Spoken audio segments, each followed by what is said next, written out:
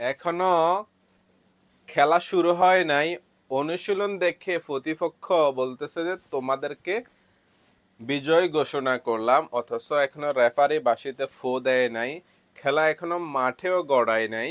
এর আগেই প্রতিপক্ষ বলেই দিছে তোমরা জিতে গেছো, তারপরেও তারা জিতার ভান করতেছে। এখনো তো শুরুই হয়নি, মাত্র যেটা করছে এটা অনুশীলন। মাঠে যখন খেলা গড়াইতো তখন দেখতা তারা বুঝে নিয়েছিল তারা যে এই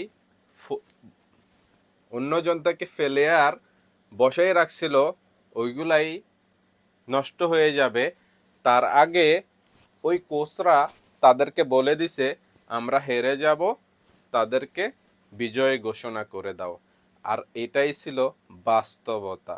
তবে খেলা যখন মাঠে গড়াইবে তখন মেসি রোনালদো কে জিতবে সেটা মাঠেই ফয়সালা হবে।